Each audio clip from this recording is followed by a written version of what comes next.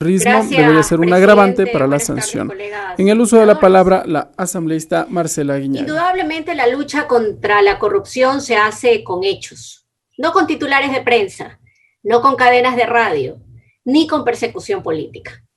Esa lucha debe hacerse de manera consecuente, sin dejar en la impunidad los escándalos de corrupción y utilizando las herramientas jurídicas que ahora mismo tienen los operadores de justicia.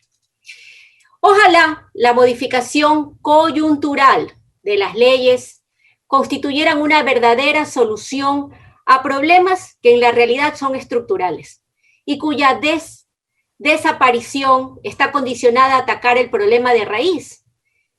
Estos temas que propician como la falta de educación, como la falta de valores, la falta de ética pública y obviamente todo determinado también en lo que corresponde a la responsabilidad ciudadana. En este contexto me temo, lamentablemente, que estas reformas, muchas de ellas, a mi criterio, por encontrarse ya vigentes, poco o nada contribuirán a una solución definitiva de este cáncer llamado corrupción. Si es que, en lo principal, no cambiamos los políticos, no cambia la gente y no cambia la sociedad en términos generales. Me permito volver a hacer algunas observaciones. En el artículo 45, numeral séptimo, la idea la considero correcta. Sin embargo, sugiero que esto sea tomado en cuenta en la definición del artículo 49, porque en el artículo 45 ya constan las circunstancias atenuantes que tienen el mismo alcance de lo que se quiere implementar. Una vez más, me permito sugerir que el proyecto de ley reformatoria del COIP para reformar el artículo 49 se dé paso a la responsabilidad penal de las personas jurídicas que he presentado en días pasados y que lamentablemente que podría ser hoy un insumo, no ha sido calificado por el CAL, espero que no de forma deliberada, que podía haber dado paso a esta discusión.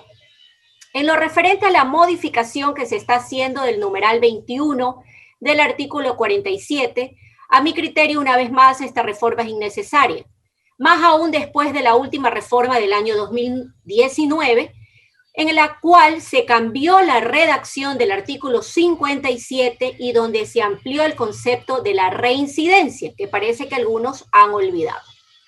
Veo que aún se mantienen algunas cosas que en el primer debate ya expuse, como por ejemplo que en el artículo 271 se reproducen conductas penales vigentes como son la intimidación, el fraude procesal y la concusión, haciendo notar además que nuestro sistema hoy admite concurso de delitos y la acumulación de penas. Espero que eso sea entendido por muchos legisladores. Algo similar ocurre con el artículo 294.1, en donde me sigue pareciendo que la conducta descrita no es otra cosa que peculado o tráfico de influencias. También reitero mi preocupación de los alcances del término beneficio inmaterial. Se lo sigue considerando en varios artículos sin definirlo. Y cuando lo hace, parecería que están penalizados, me pregunto yo, los pensamientos, los sentimientos, las intenciones. Hay algunos que no recuerdan que el Ecuador hace mucho tiempo y nuestro derecho penal pasó a ser de acto y no de autor, y parecería que no queda claro todavía. Veo que se mantiene la agravante constitutiva de la declaratoria de emergencia en varios tipos penales. Reitero que esta situación, pese a que coyunturalmente puede sonar bastante bien, ya se encuentra prevista en el artículo 47, numeral cuarto, cuando el COIP se refiere a calamidad pública. Debo señalar también que en la reestructuración del artículo referente a peculado y a tráfico de influencias, se está sancionando la misma conducta con dos penas distintas. Se debe revisar la redacción, porque por un lado se sanciona con la pena prevista en el primer párrafo y por otro se sanciona con el máximo de la pena. Estos errores, estimados legisladores, son absolutamente reprochables en un informe de segundo debate. Debo también manifestar mi reparo en las modificaciones en donde se utilizan términos cuya interpretación es altamente subjetiva y darían paso a una norma penal en blanco, como es la palabra cualquiera. En el delito de peculado, puesto que un requisito puramente formal cuya omisión no represente una real vulneración al bien jurídico protegido, no debería ser sancionado penalmente. Tal vez sí en la vía administrativa, pero no en materia penal. Respecto de la incorporación del artículo 320, numeral primero, debo manifestar una vez más que la redacción me parece es altamente peligrosa, susceptible de abusos por cuanto en la descripción de la conducta se deja un abanico de posibilidades muy amplio. No se define claramente cuál es la actividad ilícita que se está sancionando, que se entiende como deberes inherentes a su función.